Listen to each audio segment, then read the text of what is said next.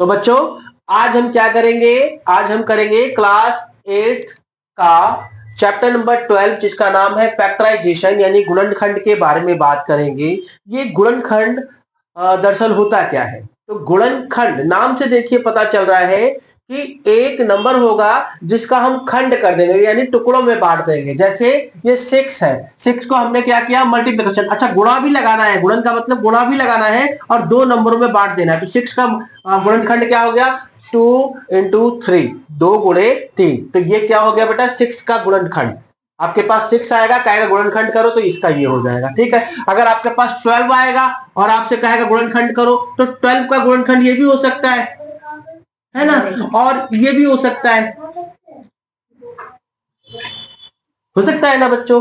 12 जो है 2 मल्टीप्लाई 6 के साथ भी 12 आता है और 3 का गुणा 4 भी करो तब भी 12 आता है। तो ये दोनों ही क्या है 12 के गुणनखंड है। अच्छा इसके अलावा गुणनखंड 12 का अगर हम करें तो इस तरीके से भी आ सकता है, 3 भी बन सकते हैं, 1 2 3 भी गुणज बन सकते हैं, है ना। तो इस तरह से जो फैक्टराइजेशन है 12 का, 2 में अगर चाहिए तो ऐसे बन जाएगा और अगर 3 में चाहिए तो ऐसे बन जाएगा। हर किसी का 3 में नहीं होता, जैसे 6 में केवल 2 का ही बनेगा, इसमें 3 नंबर नहीं मिलेंगे आपको।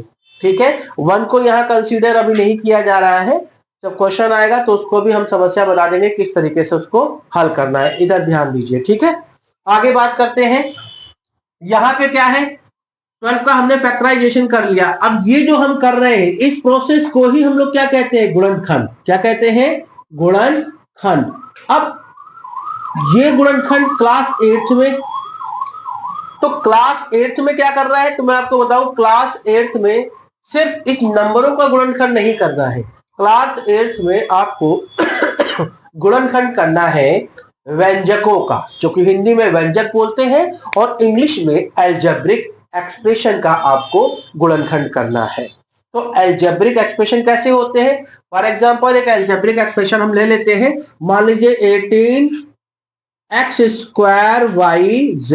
अगर मान लीजिए ये आपके पास एक अलजेब्रिक एक्सप्रेशन है, व्यंजक है, इसका आपको गुणनखंड यानी फैक्टराइजेशन करना है, तो कैसे करेंगे, तो सबसे पहले यहां पर जो नंबर दे रखा है उसका फैक्टर करेंगे। तो 18 का फैक्टर करने के लिए आप अपनी पुरानी प्रणाली अपनाओगे। कैसे, इस तरीके से हम फैक्टराइजेशन मेथड अप्लाई करते हैं। 2 का डिवाइड किया 9 टाइम, फिर 3 का डिवाइड किया 3 टाइम, फिर 3 का डिवाइड किया 1 टाइम। तो इस प्रकार से हमारे पास 18 का क्या हो गया फैक्टर हो गया 2 गुणे 3 गुणे 3, ये हो गया 18 का फैक्टर। ठीक है बच्चा, इसके बाद यहां x कितनी बार है 2 बार, पावर 2 है तो x 2 बार हो जाएगा। y कितनी बार है एक ही बार है तो y एक ही हो गया, और z कितनी बार है एक ही बार है तो z एक ही बार हो गया। तो इस प्रकार से 18x² yz का आपने फैक्टराइजेशन कर लिया।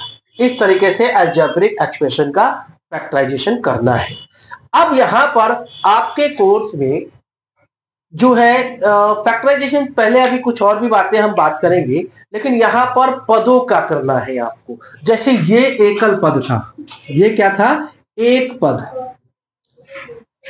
एक पदीय व्यंजक था। कैसा व्यंजक था ये एक पद, ये पूरा एक ही पद है बच्चों। मल्टीप्लिकेशन में जितना भी होता है ना सब एक पद कहते हैं। जब प्लस माइनस करके बनता है ना तो उसमें 2 पद बन जाता है। जैसे एग्जांपल के तौर पे अगर मान लीजिए 18x² प्लस 25x ये हो गया, तो यहां देखो प्लस करके 2, इसे द्विपदी क्या कहेंगे, क्या कहेंगे द्विपदी व्यंजक, द्विपदी व्यंजक, है ना। और अगर मान लीजिए अगर ऐसा लिखा हो 3x² प्लस 7x प्लस 4, इस तरीके से, तो इसमें कितने व्यंजक हो गए बेटा, सॉरी इसमें कितने पद हो गए 1 2 3, तो ये क्या हो गया त्रिपदी व्यंजक, त्रिपदी व्यंजक। अब इनको इंग्लिश में क्या कहते हैं, इसको बोलेंगे मोनो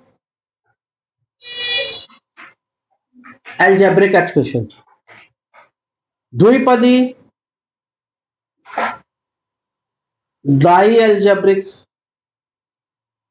राइट, और ये त्रिपदी ट्राई अलजेब्रिक, इस तरीके से इसका नामकरण कर सकते हैं। तो यहां पर देखिए हर तीनों को करने का अलग अलग तरीका है। अगर आपके पास जो है पहला एक पदी आ जाए तो उसको सिंपल ऐसे फैक्टर कर दिया, द्विपदी आ जाए तो कैसे करना है, त्रिपदी आ जाए तो कैसे करना है, इसके बारे में अभी हम डिस्कस करते हैं।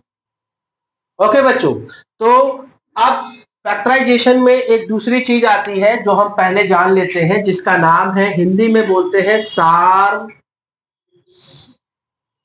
गुणनखंड, सार्व गुणनखंड, और इंग्लिश में क्या बोलते हैं, कॉमन फैक्टर। कॉमन फैक्टर ये क्या होता है, सार्व गुणनखंड, इंग्लिश में कॉमन फैक्टर, ये होता है क्या है एक्चुअली, ये होता है, मान लीजिए दो या दो से ज्यादा आपके पास अलजेब्रिक एक्सप्रेशन हो, व्यंजक हो, तो उसमें हमें क्या करना पड़ेगा, सार्व गुणनखंड ढूंढना पड़ता है। एग्जाम्पल के तौर पे आपके एनसीईआरटी में क्वेश्चन दिया है, उसको सॉल्व कर लेते हैं। जैसे मान लीजिए हमारे पास एक एनसीईआरटी का 12.1 का पहला क्वेश्चन है, दे रखा है, देखिए ये पहला क्वेश्चन दे रखा है 12x 36, ये दे रखा है, कह रहा है कि इसमें क्या ज्ञात कीजिए, सार्व गुणनखंड, इसमें इन दोनों में सार्व गुणनखंड यानी कॉमन फैक्टर ज्ञात कीजिए। तो कैसे ज्ञात करेंगे, ध्यान करिए, पहले 12x का फैक्टर कर लेंगे और फिर 36 का फैक्टर कर लेंगे। 12x का फैक्टर करोगे तो क्या होगा, फैक्टर कर लेना बच्चों, कैसे करते हैं फैक्टर, मैंने आपको बताया, ऐसी खड़ी लाइन लिया, 12 का फैक्टर किया बच्चों ऐसे, ठीक, तो 2 मल्टीप्लाई 2 मल्टीप्लाई 3 और फिर मल्टीप्लाई x है ना, तो x लगाएंगे, ये जरूरी है। इसके बाद 36 का फैक्टर, तो 36 का ये चल के दिखा देता हूं कैसे करेंगे, 2 से कट जाएगा 36, कट जाएगा, क्योंकि 2 का टेबल आपने तो 20 बार पढ़ रखा है, लेकिन 2 का टेबल एंड सो ऑन तक जाता है। 36 2 से कट जाएगा, क्योंकि इकाई के स्थान पे क्या है 6, इकाई के स्थान पे कटने वाला नंबर होना चाहिए, तो 2 से वो कट जाएगा। अगर 2 से कटने वाला नंबर है तो पूरा का पूरा 2 से डिवाइड करना है, इसमें डिवाइड करोगे तो कितना आएगा 18, और फिर 2 से डिवाइड करोगे 9 आएगा, फिर 3 से डिवाइड करना, क्योंकि अब 9 जो है ना 2 से डिवाइड नहीं होगा, क्योंकि 2 के टेबल में 9 नहीं आता, तो किससे डिवाइड होगा 3 से, तो 3 के टेबल में 3 टाइम में 3 आता है, फिर 3 1 से कट जाएगा। तो इस तरह से 36 का फैक्टर क्या हो गया बच्चों, 2 मल्टीप्लाई 2 मल्टीप्लाई 3 मल्टीप्लाई 3, ये हो गया। अब हमें क्या निकालना है, सार्व गुणनखंड, जैसे मैंने किया है सार्व गुणनखंड वैसे ही आपको पेपर में निकाल के दिखाना होता है। सार्व गुणनखंड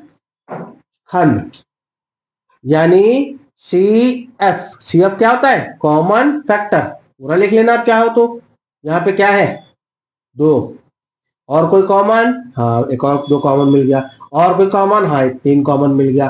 तो ये जो कॉमन मिला इन सब का मल्टीप्लाई करके 1 कर लो, कितना हो जाएगा 12, तो 12 क्या हो गया, इन दोनों का सार्व गुणनखंड यानी कॉमन फैक्टर हो गया। ठीक है बच्चों, तो आपकी एनसीईआरटी का एक क्वेश्चन और कर लेते हैं इसी बहाने, थोड़ा सा और मुश्किल सा देखते हैं।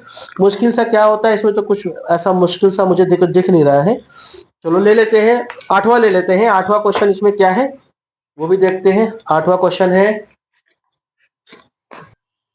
ओके बच्चों, तो अब आप बोर्ड पे देख रहे होंगे कि मैंने 12.1 का पहले का 8वां क्वेश्चन कर रहा है, पहले का पहला क्वेश्चन करा, बड़ा ही इजी था, ये भी हलवा क्वेश्चन है, बहुत ही आसानी से हो जाएगा। लेकिन एक बात ध्यान रखिएगा, बीच के जो दूसरा तीसरा चौथा पांचवा छठा सातवां जो क्वेश्चन है वो आप ट्राई करेंगे, अगर आपसे नहीं हुआ तो आप कमेंट्स में लिखिएगा, मैं उसको सॉल्व करके दे दूंगा। तो इसमें भी सार्वांतर यानी गुणन क्या ज्ञात करना है बच्चों, कॉमन फैक्टर ज्ञात करना है, सार्वांतर सार्व गुणनखंड ज्ञात करना है। कैसे ज्ञात करेंगे, वही पैटर्न अपनाएंगे इस तरीके से, पहले तो ऐसे लिख लेंगे और सबके फैक्टर कर लेंगे। ठीक है बच्चों, देखो सबके फैक्टर भी कर लेंगे, ऐसे कर लिया, पहले तो गुणनखंड निकालने के लिए फैक्टर करेंगे, 3 multiply X multiply X multiply Y multiply Y, ये कैसे लिखा पता है ना, 3 का कोई फैक्टर होगा नहीं 3 का, तो 3 का 3 रहेगा, एक्स को 2 बार लिख दिया, वाई को भी 2 बार लिख दिया, क्योंकि दोनों के ऊपर स्क्वायर लगा है, पावर 2 लगी है। 10 का फैक्टर क्या होगा बच्चों, 2 इंटू 5, और एक्स क्यूब है, एक्स की पावर कितनी है 3, तो एक्स कितनी बार हो गया 3 बार, बोलना नहीं बच्चों पेपर में कहीं एक्स 2 बार लिख दो, वाई की पावर 2 है तो वाई भी 2 बार। ठीक, यहाँ पर 6 का फैक्टर करोगे, अभी किया था 2 मल्टीप्लाई 3, ये तो हो गया 6 का फैक्टर, और एक्स कितनी बार है, एक्स 2 बार, और वाई कितनी बार है, वाई भी 2 बार, और इसमें एक जेड और है। तो इस तरीके से हमने देखिए इसका भी पूरा फैक्टर कर दिया, इसका भी पूरा, इसका भी पूरा। अब क्या निकालना हमको, सीएफ। सीएफ क्या बोलते हैं, सार गुणनखंड। देखो क्या कॉमन मिल रहा, 2 इन दोनों में है, 3 इन दोनों में है, लेकिन तीनों में मिलना चाहिए, ये ध्यान रखिए बच्चों। तीनों में क्या मिल रहा है, देखिए एक्स मिल रहा है तीनों में, एक एक्स ये मिल गया, एक और एक्स मिल गया, वाह, एक और एक्स मिल गया, देखिए तीनों में एक्स है, तीनों में होना चाहिए, एक और एक्स मिल गया,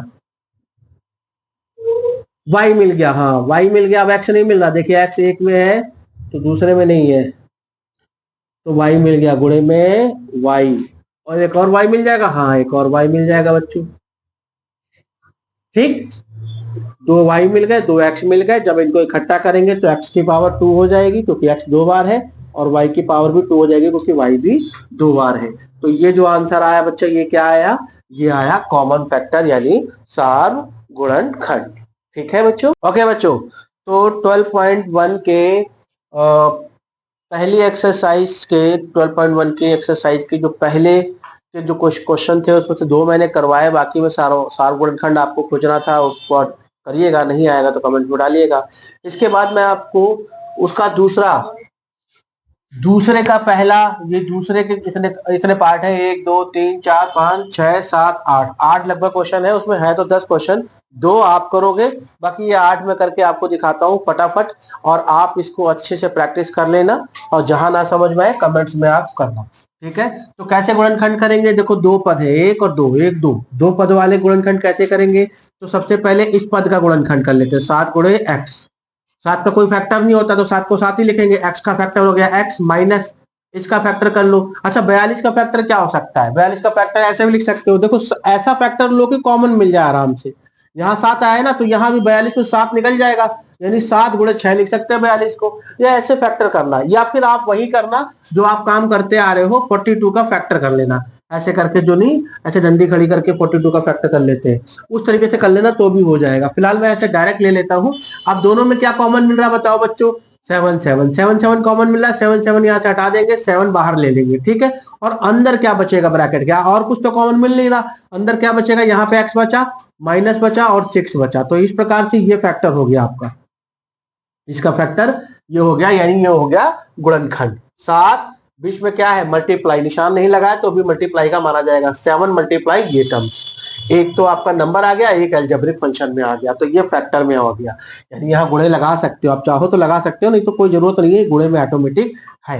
इसके अलावा यहाँ पर भी कर लेते हैं, यहाँ पर भी देखो 6 का फैक्टर अगर करोगे तो चाहो तो 2 मल्टीप्लाई 3 लिख सकते हो, नहीं तो 6 इंटू पी लिख दो, क्योंकि हमें दिख रहा है तो डायरेक्ट इसको भी हम 6 इंटू 2 लिख सकते हैं, इंटू क्यू, 12 को 6 इंटू 2 इंटू क्यू नहीं लिख सकते, ओके।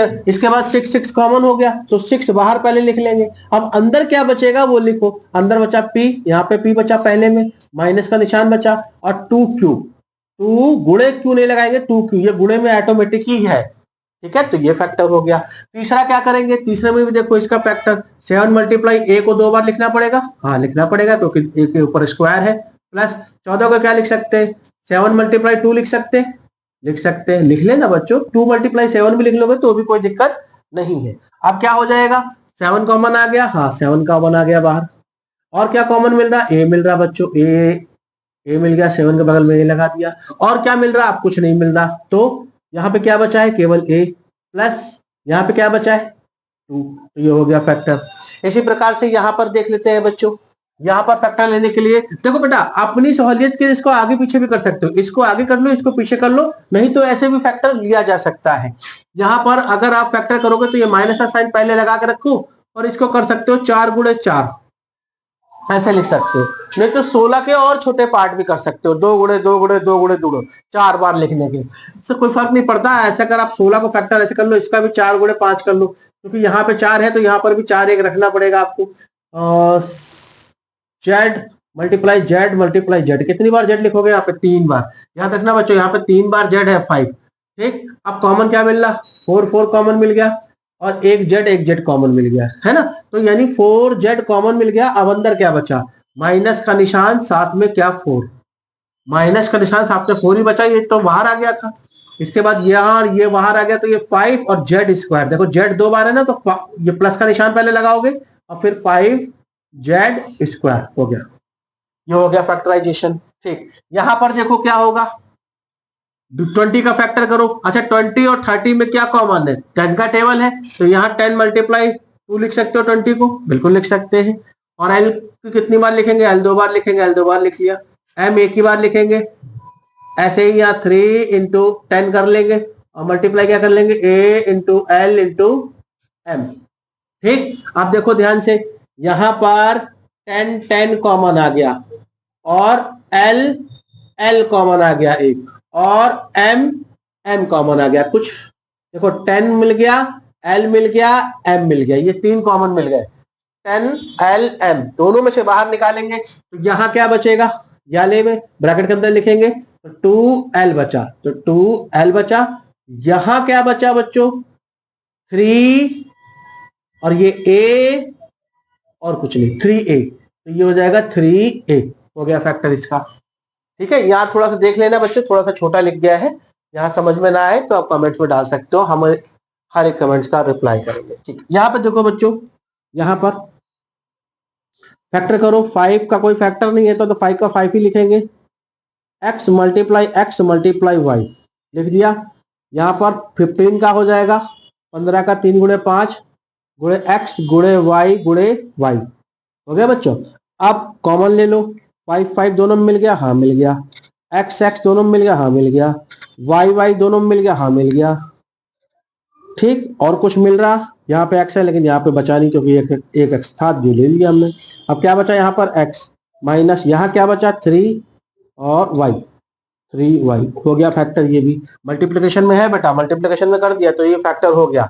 यहाँ पे देखो बच्चों, अच्छा यहाँ अभी तक 2 वाले कर लेते और आराम से कर ले रहे थे, अब ये 3 वाले हैं। 3 वाले में क्या करेंगे, हर किसी का आप देखो कॉमन, देखो 3 वाले में सबसे पहले तो तीनों में से कुछ भी कॉमन मिल रहा है, यहाँ a है, यहाँ b है, यहाँ c है, यानी 3 डिफरेंट पद है यहाँ पर, तीनों अलग अलग है, तीनों आपस में कोई तालमेल नहीं, कोई संबंध नहीं आपस में। तो देखो यहाँ पे क्या करेंगे, फैक्टर कर लेंगे। यहाँ पर इसको क्या लिख सकते हैं, 2 गुणे 5 10 को, 2 गुणे 5 लिख लिया 10 को, और a कितनी बार है, 2 बार है, माइनस 3 गुणे 5 b कितनी बार है, 2 बार है, प्लस इसको क्या लिख सकते हैं, 4 गुणे 5 c कितनी बार है, 2 बार है। इसको 4 गुणे 5 ही क्यों लिखा, मैंने इसको 2 गुणे 5 क्यों नहीं लिखा, क्योंकि 5 ही कॉमन मिल रहा बच्चा, सीधे सीधे सब में से क्या मिल रहा, 5 उठ रहा, देखो 5 उठ रहा, सब में से 5 उठा दिया बाहर। और क्या उठ रहा बच्चों, ए है यहाँ पर तो यहाँ पे नहीं है, पे नहीं है, यहाँ 2 है तो यहाँ पे नहीं है, कुछ और कॉमन नहीं मिल रहा। तो अब देखो यहाँ क्या बचा बच्चों, 2a स्क्वायर, 2a 2 बार है तो a स्क्वायर, माइनस का निशान, फिर 3b स्क्वायर, तो क्या हो जाएगा 3b स्क्वायर, फिर प्लस, और यहाँ पे 4c स्क्वायर, क्या हो गया 4c स्क्वायर, हो गया फैक्टर बच्चों। इसका फैक्टर ऐसे हो गया। ठीक है, 3 पद है, 3 पद को एक और मेथड से सॉल्व करते हैं, वो अगली क्लास, वो आगे की सवालों में हम उसको हल करेंगे। अभी यहाँ पर देखिए, ठीक, इसके बाद यहाँ देखिए आप, यहाँ पर भी सेम ए तीनों में मिल रहा है, ए और 4 भी मिल रहा है, तीनों में मिल जा रहा है, तो तीनों से कॉमन आसानी से उठ जाएगा। उठा लेते हैं, कैसे उठाएंगे, माइनस का 4 मल्टीप्लाई ए कर लिया, ठीक है, प्लस 4 मल्टीप्लाई ए बी लिख लिया। ओके, तो यहाँ पे क्या किया, -4 मल्टीप्लाई ए, अब फिर प्लस का निशान लगाया, फिर 4 मल्टीप्लाई ए मल्टीप्लाई बी, और फिर -4 को भी क्या कर दिया, ऐसे कर दिया, 4 को 4, और 4 का चाहे तो फैक्टर कर सकते हो लेकिन कोई जरूरत नहीं है, चारों तीनों में 4 मिल रहा है तो 4 तो आसानी से कॉमन आ जाएगा। अब यहाँ पर देखो बच्चों, अगर चाहो तो आप -4 का भी कॉमन ले सकते हो, लेकिन ध्यान रखना जब भी माइनस का कॉमन लेंगे ना तो अंदर के सारे निशान चेंज हो जाएंगे। मैं लेके दिखाता हूं आपको, हो सकता है आंसर कुछ और आए, माइनस अंदर रहो, हम माइनस बाहर लेके कॉमन करके दिखाते हैं आपको। तो माइनस का 4 बाहर ले लिया, ये 4 कट गया, ठीक, और क्या कट गया, ए कट गया, ए भी कॉमन आ जाएगा, माइनस का 4 ए कॉमन आ गया। ठीक है, अब यहाँ पे क्या बचा, माइनस तो बाहर आ गया तो यहाँ प्लस बचेगा, यानी प्लस लिखने की जरूरत नहीं, ऑटोमेटिक प्लस का है, इसके आगे क्या है, प्लस है। ओके, ये हो गया। अब ये प्लस का था, माइनस का जब भी कॉमन लोगे बच्चों याद रखना अंदर के सारे निशान जो पड़े हुए पहले से वो चेंज हो जाएंगे। ठीक, बी यहां से कॉमन लिया, देखो माइनस का था, माइनस कॉमन बाहर ले लिया तो यहाँ क्या बचेगा, प्लस, और ये हो गया सी। तो इस प्रकार से ये हो गया इसका फैक्टराइजेशन। ठीक है बच्चों, ओके बच्चों। तो अब हमारे पास 12.1 का तीसरे के कुछ क्वेश्चन है, 5 क्वेश्चन है लगभग, ये 4 क्वेश्चन यहाँ मैंने बोर्ड पे उतार रखे हैं। अब इसमें देखिए सर, एक मेथड का उपयोग किया जाएगा बच्चों, एक मेथड का उपयोग किया जाएगा। वो क्या है? समूहन मेथड, हिंदी में समूहन मेथड है, समूहन विधि, या रीग्रुपिंग मेथड। ठीक है, अब ये मेथड क्या है, इसमें ध्यान से देखो। जैसे यहाँ पर 1 2 3 4 टर्म्स आपको दिख रहे हैं, चारों टर्म्स में कुछ भी कॉमन नहीं मिल रहा है, चारों में अगर हम देखें तो कुछ भी कॉमन नहीं मिल रहा है। ठीक है, अब हम क्या करेंगे, रीग्रुपिंग कर लेंगे, मतलब ग्रुप बना लेंगे, इन दोनों का अलग ले लेंगे और इन दोनों में अलग कॉमन ले लेंगे। समझ में आ रहा बच्चों? इन दोनों में अलग कॉमन, इन दोनों में अलग कॉमन। तो देखो क्या होगा, ध्यान से देखो। इसका अगर हम फैक्टर करेंगे तो ये हो जाएगा x गुणे x, बोलो हाँ, ठीक। और यहां पर x गुणे y, ये देखो, ठीक। और प्लस का निशान ये लगा देंगे ऐसे ही, और यहां पर देखो 8 मल्टीप्लाई x हो जाएगा प्लस 8 मल्टीप्लाई y। रीग्रुप कर दिया, ग्रुपिंग में कर दिया काम। अब क्या होगा, इन दोनों में कॉमन ले लेते हैं और इन दोनों में कॉमन अलग अलग ले लेते हैं। इन दोनों में क्या कॉमन मिल रहा है, इन दोनों में देखो, सिर्फ इन दोनों में x x यानी x, यहां पे क्या बचेगा, x प्लस वाई, केवल x कॉमन लिया, x प्लस वाई बचा। ओके, यहां पर दोनों में क्या कॉमन मिल रहा, 8 मिल रहा, 8 बाहर ले लिया, अंदर क्या बचा, x प्लस वाई। देखो रीग्रुपिंग कर दिया, ये ग्रुप अलग कर दिया, ये ग्रुप अलग बांट दिया। ठीक है, अब क्या कर देंगे इसके बाद, ये दोनों सेम मिल रहा है कि नहीं मिल रहा। अब हमारे पास देखिए 2 पद बचे, मल्टीप्लिकेशन वाले एक ही पद माने जाते हैं, तो ये एक पद हो जाएगा और ये एक पद हो जाएगा, यानी 2 पद मिले। अब दोनों पद में क्या कॉमन है, ये ब्रैकेट के अंदर वाला पार्टीशन कॉमन है ना, तो ये ब्रैकेट के अंदर वाला बाहर उठा ले एक ही बार, x प्लस वाई। अब मैं यहां इसको काट नहीं सकता, नहीं तो अजीब लगेगा। हम क्या करते हैं, ये पूरा ब्रैकेट वाला पद, ये पूरा उठा के यहां ले लेते कॉमन, और ये जब हटा लेंगे, सपोज करो कि ये हट गया, तो यहां क्या बचा, x बचा, ये वाला x बचा, प्लस ये वाला 8 बचा, बस ये कॉमन ले लिया हमने बाहर। तो ये हो गया इसका फैक्टराइजेशन, रीग्रुपिंग करके, ग्रुप करके, दो अलग ग्रुप करके हमने क्या कर दिया, इसका फैक्टराइजेशन कर दिया। ठीक है बच्चों, इसके बाद इसमें देख लेते हैं, इसमें रीग्रुपिंग करेंगे तो थोड़ा सोचना पड़ेगा। हाँ, इन दोनों को ले लेते हैं, इन दोनों को ले लेते हैं। ठीक है, यहां पर देखो 15 का फैक्टर करो, 3 गुणे 5 गुणे x गुणे y, ऐसे लिख सकते हैं ना इसका फैक्टराइजेशन। ठीक है, कर सकते हैं, 2 गुणे 3 लिख सकते हैं और गुणे x लिख सकते हैं। यहाँ पे 6 को ब्रेक कर लो तो 3 मिल जाएगा दोनों में कॉमन, प्लस यहाँ 5 गुणे y और यहाँ 2।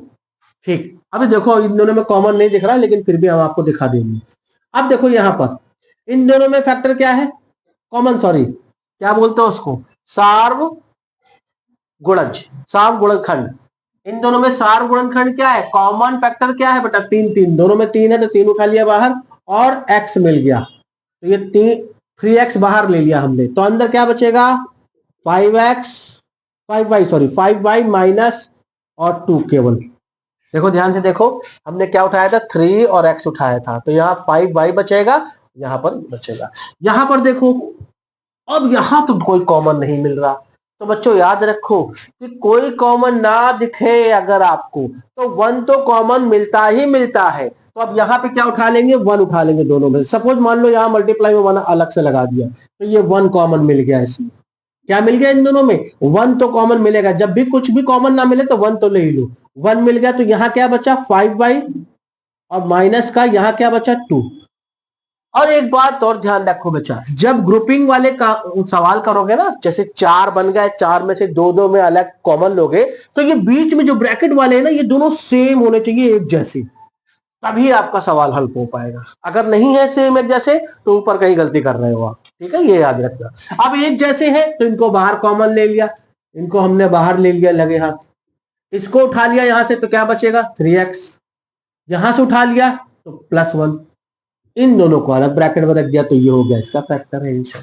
इसका फैक्टराइजेशन क्या हो गया, ये 4 वाले थे, रीग्रुपिंग यानी समूहन विधि का प्रयोग करके कर रहे हैं।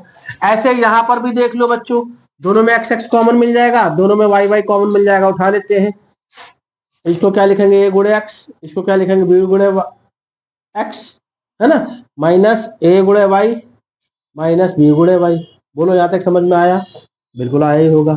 x x ले लिया बाहर, ले लिया, क्या बचा यहाँ पर, x x हट गया तो a प्लस बी बचा, हाँ बचा, यहाँ माइनस, अब देखो देखो यहाँ माइनस का हो निशान तो माइनस पहले रखेंगे और माइनस ही कॉमन भी आ जाएगा दोनों में, और साथ में क्या आ जाएगा, वाई आ जाएगा।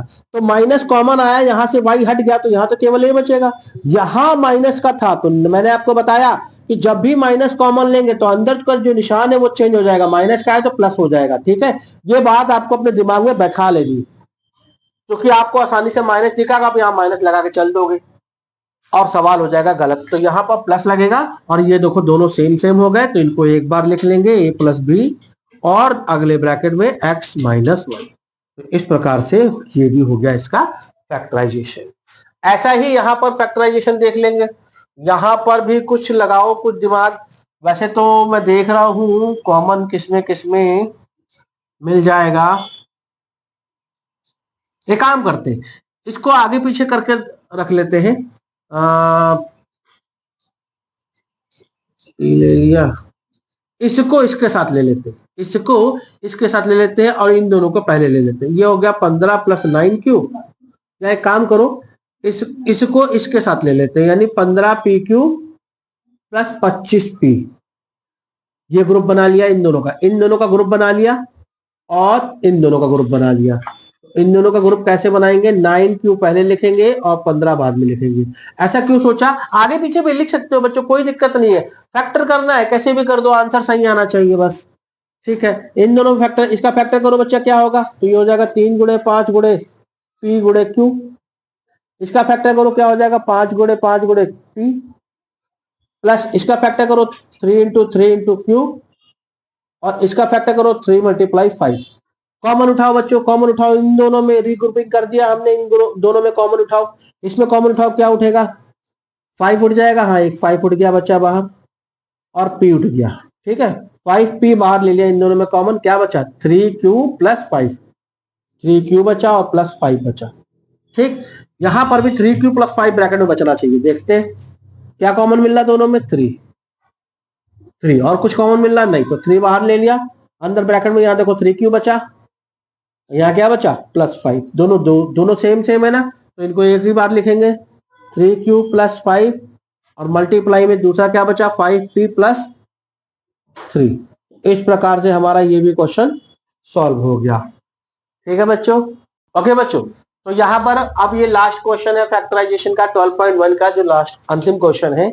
इस क्वेश्चन को हम सॉल्व कर लेते हैं। कैसे करेंगे, देखिए ये क्वेश्चन मैं आपके भरोसे नहीं छोड़ सकता, क्योंकि समझ रहे होगे आप, क्या पता कर पाओ ना कर पाओ, फिर मैं रहूं कि आप कर लोगे। ठीक है, इस क्वेश्चन को देखो कैसे करेंगे बच्चों। इस क्वेश्चन में हम क्या करेंगे, सिंपल फैक्टराइजेशन में यहाँ पर ना कुछ माइनस के साइन की दिक्कत आएगी आपको। इस वजह से आप क्या करो, 7 वाले एक साथ ले लो और ये जेड वाले इसके साथ ले लो, या इसको भी लोगे तो भी हल हो जाएगा। मैं क्या करता हूं, इन दोनों को एक साथ ले लेता हूं, क्या करता हूं, Z minus X Y Z. ठीक है, इसके बाद -7 प्लस 7xy। कौन सी विधि का इस्तेमाल किया है, रीग्रुपिंग। क्या कहते हैं इसको, रीग्रुपिंग, यानी समूहन विधि। समूहन विधि का इस्तेमाल किया है बच्चों। यहां तो ग्रुप बना लिया, यहां से कॉमन क्या मिलेगा, साफ दिख रहा है। अच्छा ठीक है, आपको जेड का अगर फैक्टराइजेशन करना हो तो देखो यहाँ केवल जेड लिखा है ना, तो जेड के साथ मल्टीप्लाई में 1 जरूर लगा लेना, क्योंकि कोई फैक्टराइजेशन नहीं है, तो जेड के साथ मल्टीप्लाई में 1 लगा लेना। बात मानना, 1 लगा लेना, नहीं तो दिक्कत आएगी आपको। 1 तो किसी का भी फैक्टराइजेशन हो सकता है, सिंपल। यहाँ पर भी 7 अकेला है, 7 के साथ 1 लगा लो। ठीक है, अगर एक्स वाई जेड होता तो 1 लगाने की जरूरत नहीं थी। यहाँ पर 7 में एक्स और वाई है, तो फिर यहाँ कोई दिक्कत नहीं है, एक्स वाई के साथ लगा दो, 1 लगाने की जरूरत नहीं है। अब इन दोनों में कॉमन और इन दोनों में कॉमन उठाना है। इन दोनों में कॉमन उठाओगे तो जेड जेड बाहर ले जाएगा, यहाँ क्या बचेगा 1, यहाँ क्या बचेगा 1, इसीलिए मैंने 1 लिखवाया। नहीं तो आप केवल जेड जेड कॉमन ले लेते, कहते भैया यहाँ तो कुछ बच ही नहीं रहा। तो फैक्टर जब भी कॉमन लेते हैं ना बच्चा, अगर कुछ ना बचे तो 1 तो जरूर बचता है, 0 कभी नहीं बचता, 1 जरूर बचता है। ठीक है, इसके बाद ये क्या बचा, एक्स वाई, माइनस का साइन है और ये एक्स वाई। बिल्कुल यहां पर भी अब देखो क्या कॉमन मिल रहा है, अब माइनस का साइन पहले ही है, तो माइनस तो मजबूरी है आपको कॉमन लेना। माइनस यहाँ कॉमन लिया और फिर 7 भी मिल गया और 7 भी आपने बाहर लिया। और जब भी माइनस बाहर लेते हैं तो अंदर का जो निशान है वो क्या हो जाता है बच्चों, प्लस का है तो माइनस में हो जाता, अगर माइनस होता है तो प्लस हो जाता, लेकिन यहाँ प्लस है, माइनस कॉमन लिया है तो ये माइनस का हो जाएगा। और क्या बचा, एक्स वाई। देखो बीच वाला फंक्शन सेम सेम है कि नहीं, जब ये सेम सेम है तो समझ लो कि आपकी गाड़ी पटरी पे है, आप बिल्कुल सही क्वेश्चन कर रहे हो। ठीक, इसके बाद इन दोनों को कॉमन ले लिया तो 1 माइनस एक्स वाई एक साइड होगा, एक तरफ हो गया, और z माइनस 7 एक तरफ हो गया। ये हो गया फैक्टराइजेशन आपका। ठीक है बच्चों, तो इस प्रकार से चैप्टर 12.1 आपका कंप्लीट हुआ। और अगर आपको मेरे द्वारा पढ़ाया गया ये चैप्टर कंप्लीट समझ में आया है तो कृपया मेरी वीडियो को लाइक करें, सब्सक्राइब करें और बेल आइकन दबाना ना भूलें बच्चों। ठीक है।